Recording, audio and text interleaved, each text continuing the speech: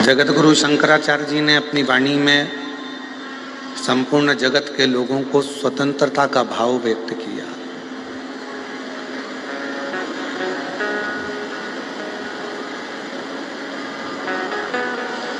कि बंधन किसी भी चीज का ठीक नहीं होता। पाँव में अगर आप चप्पल पहन रहे हो, जूता पहन रहे हो, और वो जूता भी अगर आपको दबाता है तो आप जूता बदल देते हो। पाँव में चप्पल पहन रहे हो, वो चप्पल भी यदि आपको दबाती है, पाँव में अगर टंगाती है, दबाती है, छाला कर देती है, तो आप चप्पल बदल देते हो। मतलब दबना।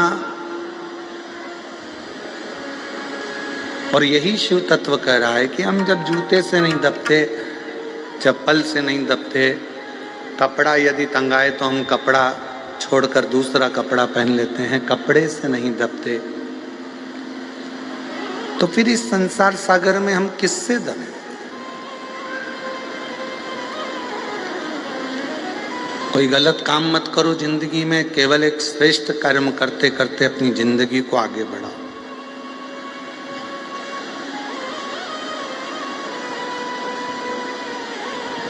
देश की एक सीमा होती है कि भारत देश इतना इतना फैला हुआ है, हमारे भारत देश की ये सीमा है।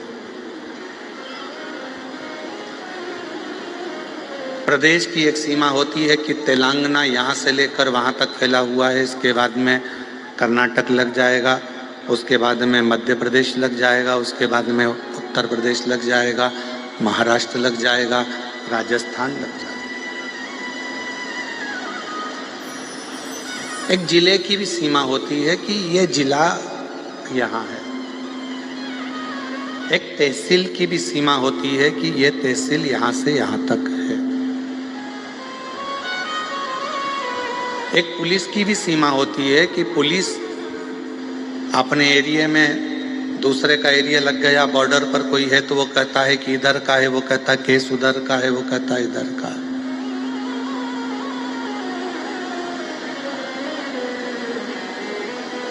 एक विद्युत विभाग की भी सीमा होती है, विधायक की भी सीमा होती है, तहसीलदार कलेक्टर की भी सीमा होती है, एसपी टीआई की भी सीमा होती है। सब पूरा देश सीमाओं में बंधा हुआ,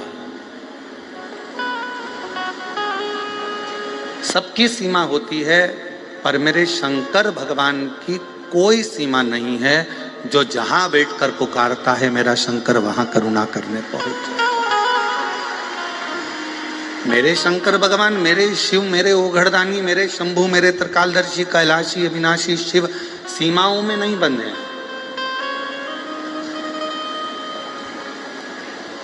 संसार सीमाओं में बन सकता है, परिवार सीमाओं में बन सकता है, कुटुंब सीमाओं में बन सकता है, देश सीमा के अंदर बन सकता है, प्रदेश सीमाओं में रह सकता है, पर शिव सीमा में नहीं है।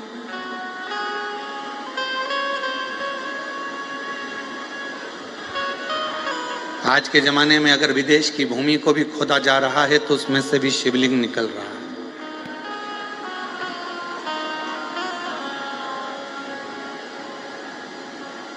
क्योंकि शंकर भगवान की कोई सीमा नहीं। कोई पशु भी उसको पुकारता है तो वो आ जाता है, कोई पक्षी भी उसको पुकारता है तो वो आ जाता है, कोई मनुष्य भी पुकारता है तो वो आ जाता है।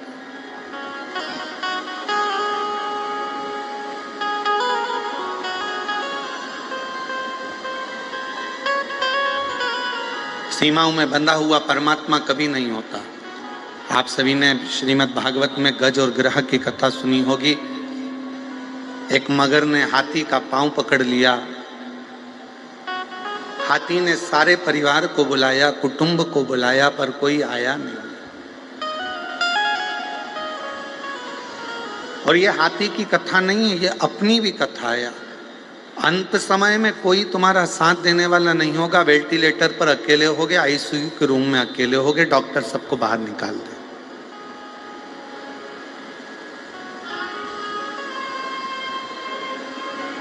विपदा की घड़ी में कोई साथ देने वाला नहीं होता। विपदा की घड़ी में आपका विश्वास, आपकी मन की दृढ़ता, भरोसा ही आपका साथ देता है।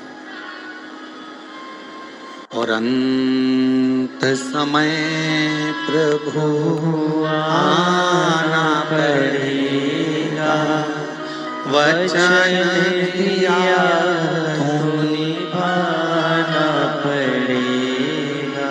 जिनको आता है वो सब पंडालों में बैठकर साथ में बोला करो, अंत समय प्रभु आना पड़ेगा, वचन दिया तो निभाना पड़ेगा।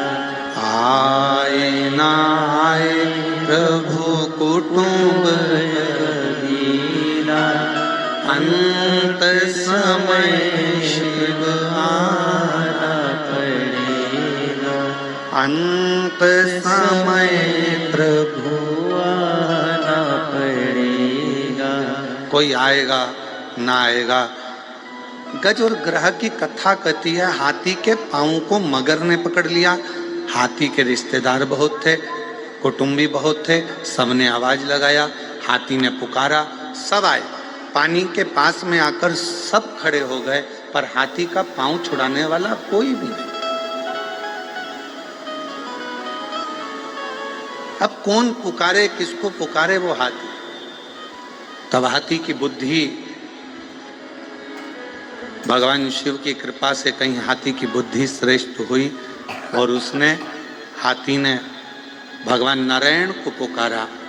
और भगवान नारायण को पुकारा तो भगवान ने गरुण को बुलाया, चल गरुण जल्दी चल। और हाथी भगवान को पुकार रहा था, गरुण पर भगवान जा रहे थे। गरुण बहुत धीमा चल रहा था, फिर कहा थोड़ा तेज चल, और तेज चल। गरुण और तेज चल। गरुण की स्पीड नहीं बन पाई तो भगवान ने गरुण को भी त्याग दिया और दौड़ते हुए भगवान उस हाथी के पास पहुंच गए, क्योंकि बचाना जरूरी था, बचाना जरूरी। और आए ना आए प्रभु कुटुंब कबीरा, अंत समय प्रभु आना पड़ेगा, वचन दिया तो निभाना पड़ेगा। कोई आएगा ना आएगा, पर अंत समय में आपको आना पड़ेगा।